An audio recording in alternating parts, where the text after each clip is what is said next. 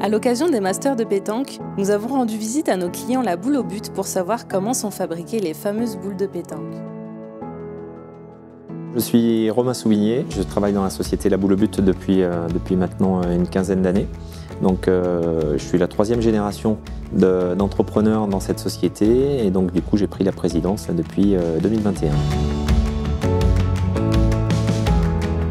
L'historique de la marque au but, ça se définit de la manière suivante, c'est-à-dire que c'est une aventure humaine à la base, avec des personnes dans la serrurerie, des personnes en ingénierie, et puis des personnes dans la partie communication, commerce, finance, qui se sont rejoints pour créer cette société.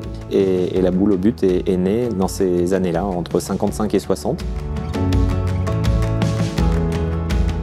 Alors on utilise aujourd'hui le gaz fourni par Primagaz avant tout pour chauffer nos ateliers et notre entreprise. Donc aujourd'hui en termes de surface, bureau et atelier, on a 12 000 m² et on a donc une consommation moyenne annuelle qui est de 120 tonnes avec une seule cuve de gaz qui a une capacité de 35 tonnes.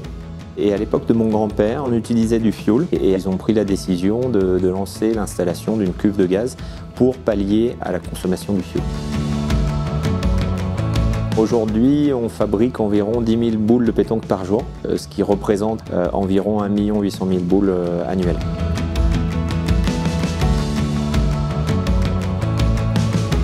La pétanque, pour moi, c'était des moments de convivialité dans le jardin de mes grands-parents. Et donc pour moi, c'est resté dans ces valeurs-là, de passer un moment de partage, de convivialité, autour d'un bon repas, de se regrouper.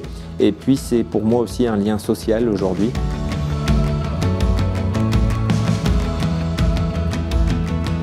Alors le processus, c'est d'abord des barres en acier ou en inox qui sont approvisionnées avec des fournisseurs français et suisses principalement. Ces barres d'acier sont de diamètre 40, on vient les couper en lopin.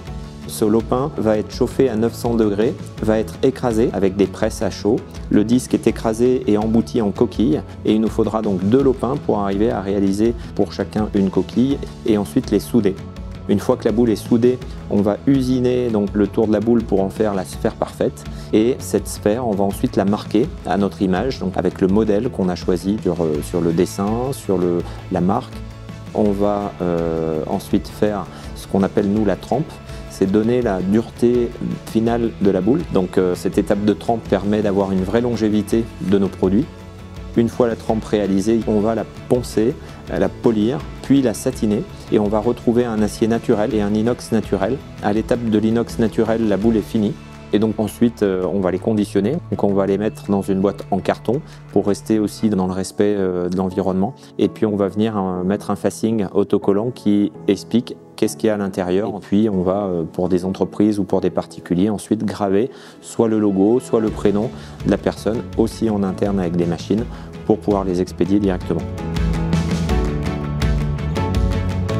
Pour nous, la politique environnementale est aussi une des choses les plus importantes, que ce soit un discours auprès des particuliers, des entreprises ou de nos revendeurs, pour montrer qu'on utilise du carton recyclé, qu'on utilise aussi dans les boules de loisirs de l'acier qui est recyclé et qui est recyclable, et d'avoir des bâtiments qui soient plus économiques, donc on investit pour apporter de la qualité et moins de dépenses énergétiques.